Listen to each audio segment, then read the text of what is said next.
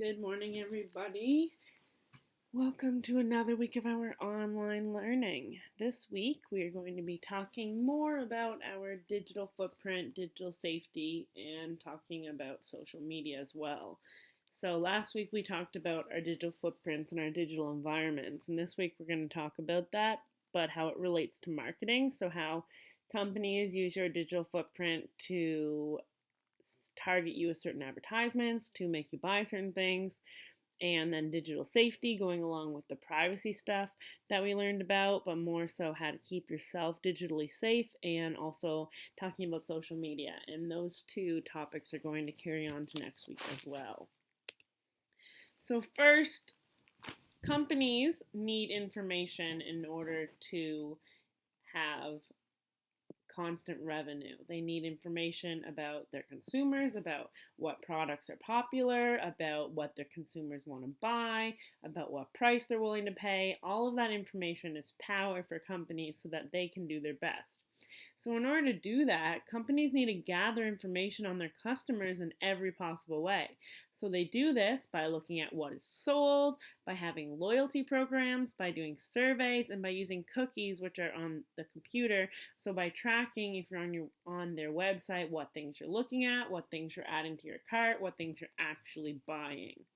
So each of these things gives a company information about you, about their consumers, and so then they know what kinds of things are popular and what is going to sell.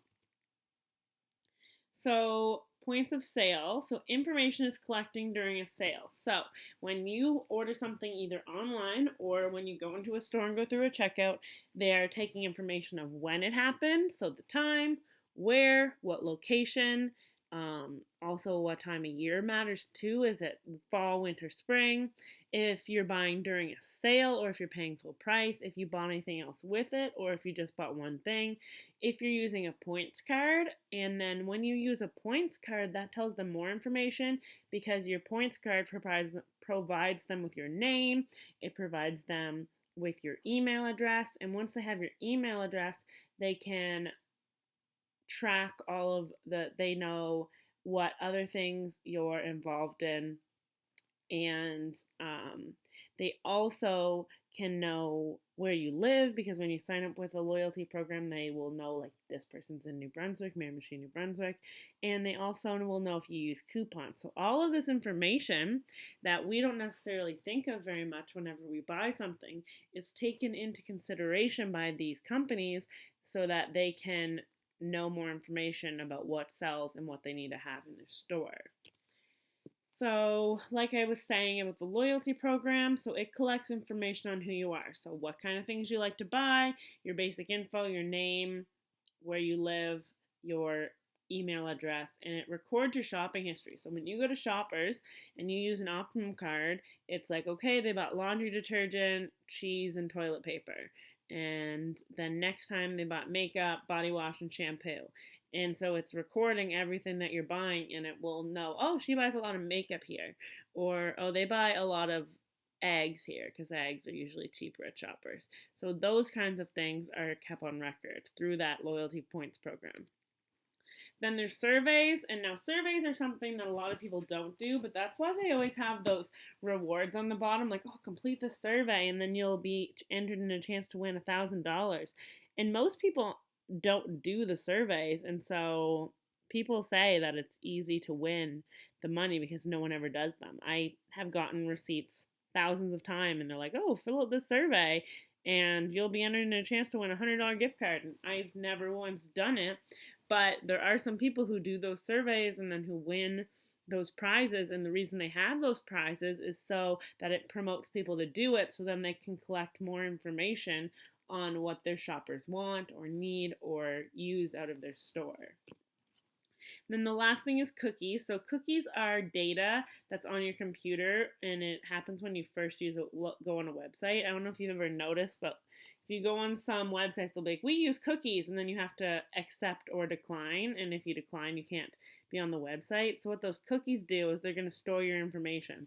So while you're on that website, it's paying attention to what buttons you click, what pages you visit. So if you're browsing a bunch of different things, or you're looking up a bunch of different things, or if you're just focusing on one particular item. And those cookies can also get information from your computer. So information that's accessible on your computer, they can have access to it because you press that little accept button, and that's what you're accepting to. So sometimes we don't even realize what we're saying. Yeah, sure, you can do that just because we want to online shop or we want to visit that website.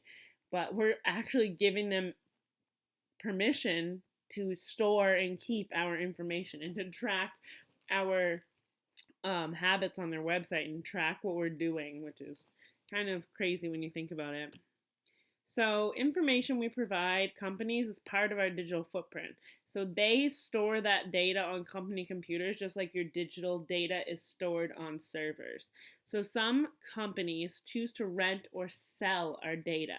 So raw data is not useful. So that's just like all the data they have. All that data from the surveys, the points programs, the checkouts, like all of that data is not usable because it hasn't been sorted through. For example, if you go in and buy a blue t-shirt, that doesn't tell them anything.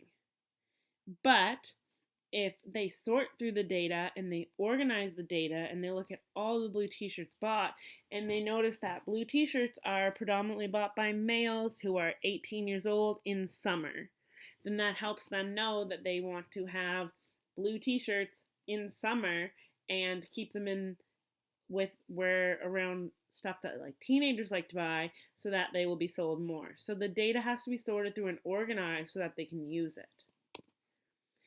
So data mining is software that mines the raw data to create information. So it organizes the raw data to create information. It identifies trends and patterns. So like we were talking about that blue t-shirt, whenever it's data mined and whenever it's organized, it can produce valuable information. So t-shirt sales increase at certain times of the year. So if people buy t-shirts more in the summertime, blue is the least popular color. So maybe people aren't buying blue that much. Maybe they don't want to have that many in stock. 18-year-olds are buying more. So when they do buy blue t-shirts, it's 18-year-olds who are using it. 70% of people use a coupon, so people aren't going to buy blue t-shirts on sale without a coupon. And bamboo fiber is more popular than cotton, so they don't want to have blue cotton t-shirts, they want to have blue bamboo fiber t-shirts. So all of this information, once it's organized, is actually really helpful for a company. So data mining can identify buying patterns, and these buying patterns are age, income level, educational background, cell phone numbers, addresses, and electronic, and it targets you with electronic ads. So if you're buying things, or have you ever noticed if you're talking about something or you're Googling something or you're looking it up, all of a sudden your Instagram or your Facebook ads will be of that thing.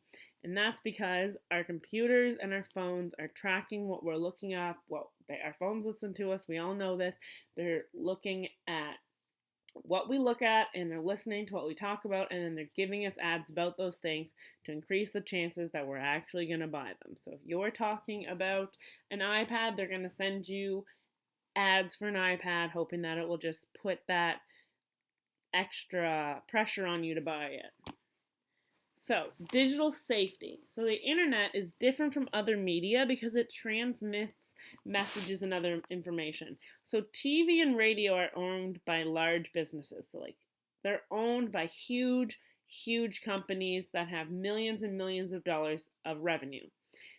But the internet, anyone can create a website. Anyone can create an online store. Anyone can be on the internet. So it's a little bit different. So the internet it can shape mass media. It controls and shapes mass media. And so everything that we see and we do in relation to media, especially nowadays, it kind of starts from the internet. All of our pop culture kind of starts from the internet. You'll see TV and movies incorporating like memes or pop culture references into their shows, and that's because everything starts from the internet now. Like those big, rich companies that control TV and radio aren't necessarily controlling the message anymore, because the internet is so readily acceptable to everyone, and everyone is involved in it. So that's where they're getting all their information from too. So the internet is so different. Like I just said, it's cheap. There's no internet police, there's no internet laws. People can create sites, anyone can create a site, anyone can create a YouTube channel. It's so accessible, and people can create sites and YouTube channels and stuff that is harmful, inaccurate, and misleading. And so there's no restrictions on this stuff, and people can create anything. They can create an outright fake profile. Like catfish is a huge thing. Like they can create a fake website of a fake store. Like you have to be really careful about what websites you're buying things from, and what websites you're relying on as a source of information and stuff like that. And no one else is responsible for protecting you in those situations other than yourself, because you're the one who's scrolling through your phone and you're the one who's scrolling through your computer. So you need to make sure that you're protecting your privacy. So you need to make sure you use your critical thinking skills. Is this site trying to collect information that I should keep private? So don't just blindly click accept to everything. Think about it. Like, is it collecting information that should be private? One that people, again, I mentioned this last week, but it's very controversial, is TikTok, because it's collecting information from our phones, like conversations, things that you're talking about with your friends. And then it's targeting you with those TikToks that they think you will like. So is that information that you should be keeping private? Do you want that information to be stored on a server somewhere? And is the site delivering a manipulative or suspicious message? So when you're on a website, especially websites, there's so many fake websites out there. Just make sure you're using a reliable one to get information from, and also to like buy from, like all of that stuff. Just use your critical thinking skills and make sure it's safe and it's real. So many people are convinced or are tricked, by convincing stories, clever schemes, or exciting offers. So there's a whole thing that has been really prominent for the last decade, and it's people who send out phishing emails. So con artists will either, sometimes you see it on Facebook, like Walmart is offering a $100 gift card if you share this post. So what happens is Walmart's not offering everyone who shares the post a $100 gift card. It's a phishing scheme, and what is going to happen, and they're going to get your information when you share that post. So if it says Walmart's offering you a $100 gift card just by sharing the post, like promote them, when you share that, it will then have access to everything you have on Facebook. It's just getting your information when you press that share button. Same thing happens with emails. You'll get an email and it's like, Canada Revenue Agency has $1,000 for you. Click here to accept. And then they'll want you to enter in your social security number, and they want you to enter in your banking information so they can send you the money, and it's all a scam. They just are getting that so they can take your money, and they have your social insurance number, so then they can steal your identity as well. So you need to be really careful and make sure that it's real. It used to happen all the time in phone calls, and I think it still does, but people caught on. So now it happens a lot more in emails, and it's really hard for people who are elderly. They are the people who fall for it a lot, because when you get older, you're not as involved in technology, and you're also just, your brain isn't as high functioning as it previously was, and you just believe it, and almost like there's sort of innocence there. Some of them just like don't think that they would be tricked by someone like that, and so it happens all the time. And they try and steal your bank account, your username, your password, credit card numbers, and they steal your identity. So those kind of things you need to be really careful about. So here's a little video, and it's all about digital safety. So we're going to watch this, and it's talking about phishing.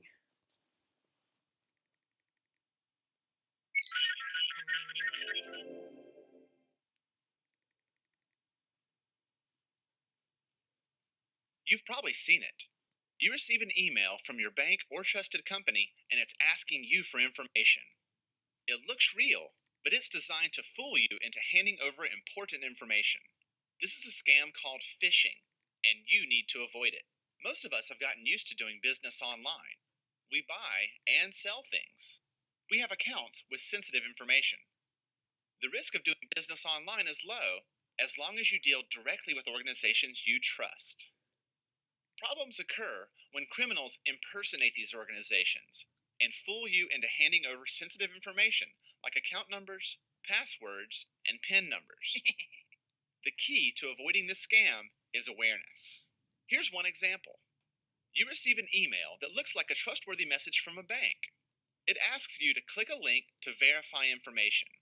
You assume it's legit, so you click the link and log in to what appears to be your bank's website.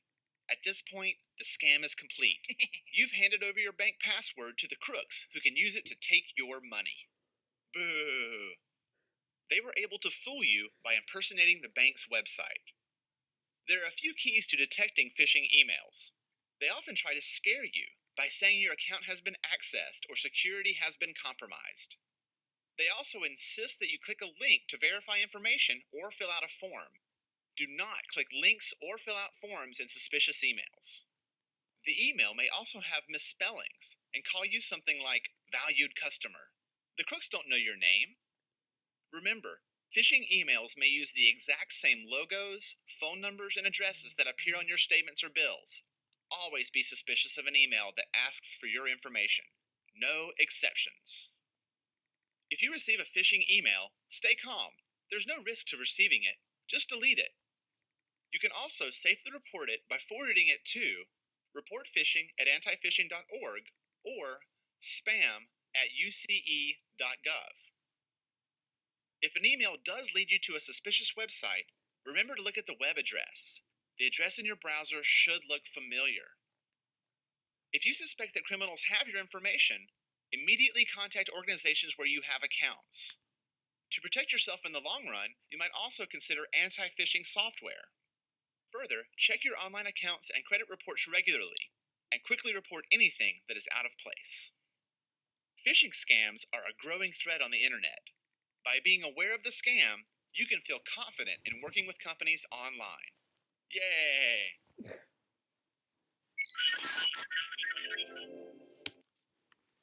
Okay, so part of digital safety is validity of the web content. So making sure that the websites that you're using are safe.